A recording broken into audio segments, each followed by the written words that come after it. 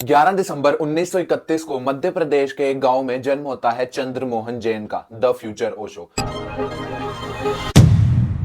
वो अपने 11 भाई बहनों में सबसे एल्डेस्ट होते हैं। उनकी जो बायोग्राफी है उसके अकॉर्डिंग उनको 21 की एज में एनलाइटमेंट मिल चुकी थी। People have strange ideas about enlightenment. Enlightenment simply means I know myself. वो अपने पूरे गांव में हमारे हिंदू ट्रेडिशन को क्वेश्चन करने के लिए बहुत ज्यादा फेमस थे। ये जो हम रिचुअल्स फॉलो करते हैं और जो ट्रेडिशन फॉलो करते हैं, क्या इसका कोई मतलब है या इसका कोई फायदा है। ये अपनी 12th तक की स्कूलिंग अपने ही गांव के एक छोटे से स्कूल में करने के बाद अपनी कॉलेज लाइफ जबलपुर यूनिवर्सिटी में गुजारते हैं और 5 साल बाद उसी यूनिवर्सिटी में एज अ लेक्चरर अपॉइंट हो जाते हैं। ये अपने कॉलेज टाइम में अखिल भारतीय विद्यार्थी परिषद को ज्वाइन करते हैं और उनके लिए भी बहुत सारे ऐसे जो रिलीजियस काम है, जो ट्रेडिशनल काम है, इनमें हेल्प करते हैं, स्पीचेस देते हैं। और इस टाइम पे आके ये अपने कॉलेज में बहुत ज्यादा फेमस हो जाते हैं।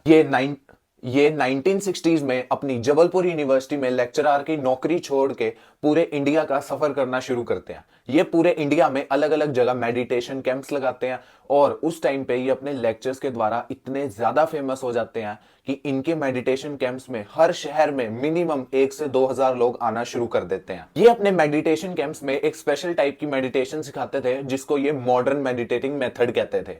इस बारे में हमारे विकिपीडिया या गूगल पे ज्यादा कोई इंफॉर्मेशन नहीं है, तो इसके बारे में मैं आपको ज्यादा कुछ नहीं बता सकता। 1960 से लेके 1970 तक ये पूरे इंडिया में इतने ज्यादा फेमस हो जाते हैं कि हजारों लोग इनके भक्त और इनकी पूजा करनी शुरू कर देते हैं। 1974 में ये पुणे में अपने भक्तों के फंडिंग और उनकी हेल्प से एक आश्रम खोलते हैं।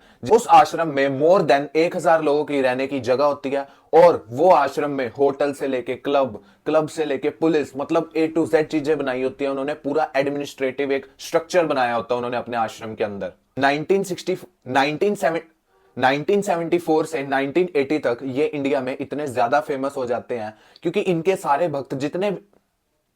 इनके जितने भी भक्त थे वो सारे अमीर करोड़पति थे और उस टाइम पे इनको अमीरों का गुरु कहना शुरू कर दिया था। बट फिर आता है ईयर 1981।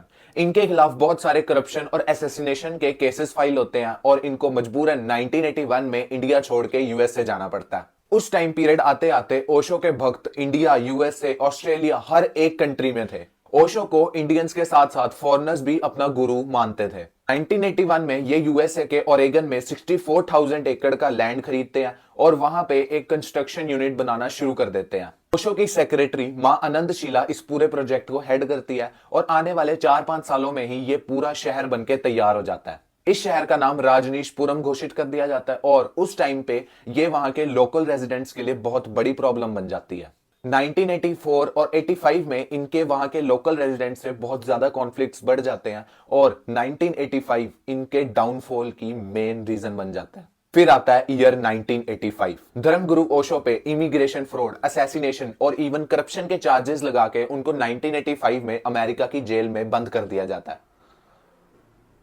बट फर्दर इन्वेस्टिगेशन में ये अपनी सेक्रेटरी मां आनंदशीला को दोषी कर देते हैं और मां आनंदशीला जेल जाती है और ओशो हमारे फ्री हो जाते हैं। इस मूवमेंट पे अमेरिकन गवर्नमेंट पे बहुत ज्यादा प्रेशर था क्योंकि ओशो अमेरिकन से लेके इंडियंस तक के महान गुरु बन चुके थे। आप ओशो की नेटवर्क था इस हिसाब से अंदाजा लगा सकते हो कि ओशो के पास अपने प्राइम में 99 रोल्स रॉयस थी। अगर आज के टाइम पे एक मिनिमम रोल्स रॉयस 5 करोड़ की भी आ रही है तो 100 रोल्स रॉयस 500 करोड़ की ओशो पे सिर्फ गाड़ियां थी। राजनीशपुरम में मोर देन 300 हाउसिंग यूनिट्स थे और ऑन एन एवरेज वहां पूरे साल में 7,000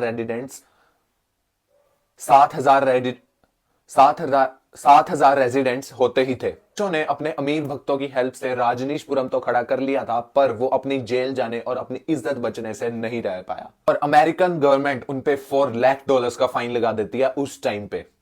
1986 में ये इंडिया वापसी आ जाते हैं और अपने पुणे वाले आश्रम को रिवाइव करना शुरू कर देते हैं और उसके एक साल बाद ही 19 जनवरी 1990 को ये 58 की एज में अपनी देह को त्याग देते हैं। इनकी डेथ के बाद इनके भक्त इनकी बायोग्राफीज को अलग अलग लैंग्वेजेस में ट्रांसलेट करा के पब्लिश कर देते हैं और ऐसे एक जबलपुर में छोटे से गांव में एक साइकिल पे घूमने वाला राजनीश अमेरिका के ओरेगन में 64,000 एकड़ के शहर का मालिक और 500 से ज्यादा रोल्स रॉयस का मालिक बन के मर जाते हैं। तो दोस्तों, अगर आपको मेरी वीडियो थोड़ी सी भी इंफॉर्मेटिव लगी हो तो मेरी वीडियो को लाइक करें, चैनल को सब्सक्राइब करें और हम आपसे मिलेंगे फिर किसी और नई वीडियो में।